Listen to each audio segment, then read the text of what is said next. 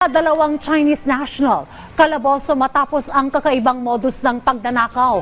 Ang isa sa nahuli, nanggahasapan ng kanilang biktima. Nagbabalik si Isaiah Mirafuentes sa kanyang exclusive report. Laglag sa kamay ng mga pulis ang dalawang Chinese nationals na ito matapos mabisto ang kanilang modus na panluloko. Arestado sina alias Zeng at alias Shuang sa kasong pagnanakaw. At ang isa sa kanila ay nanggahasa pa. Ang kanilang huling naging biktima, isang babaeng Chinese. Base sa investigasyon, nagkakilala ang mga suspect at biktima online. Nagkasundo ang biktima at isa sa mga suspect na magkita sa isang hotel sa Pasay City para magpapalit lang sana ng kanyang Chinese yuan currency para maging Philippine peso ito. Tinatayang nasa mahigit 150,000 pesos ang halagang ipapapalit sana ng biktima. Ngunit pagdating niya sa hotel, tila naging bangungot ang kinahinatnan niya.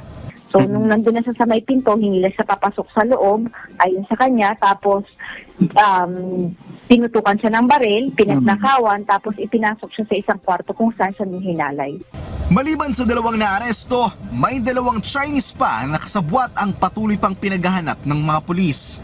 Ang babaeng suspect ang tumayong informant at kumakausap sa biktima online.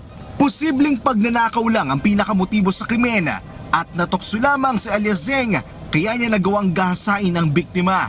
Sinubukan kong kunin ng pahayag ang dalawang suspect, ngunit ang lalaking Chinese ay tumanggi, habang isa pa sa mga suspect ay hindi raw marunong makaintindi ng Ingles o Tagalog. Napagalaman naman sa investigasyon na ang lalaking Chinese na suspect ay dati nang nakulong, pero iba ang pangalan na ginamit niya ngayon.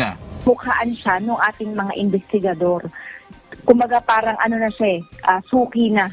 Itong Chinese national na ito, pamilyar na sa mukha. Patuloy pang ginimbestigahan ang kakaibang modus ng mga suspect at hindi nila inaalis ang posibilidad na miyembro ng isang malaking sindikato na nag-ooperate sa bansa ang mga naaresto. Sa ngayon kasi, dine-verify natin with Bureau sa Immigration kung ano pa yung mga kaso na baka may mga iba pang kaso na kinakaharap itong ating mga naarestong suspects, ganun din yung ating mga at-large na suspect. Pinuntahan ko ang hotel kung saan ginawa ang krimen, ngunit wala kaming kinakausap na opisyalis nila.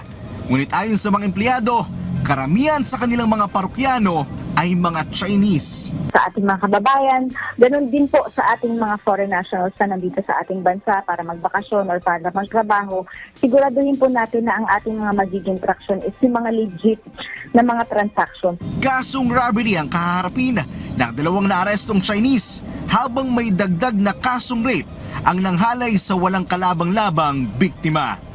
Isaiah Mirafuentes para sa Pambansang TV sa Bagong Pilipinas.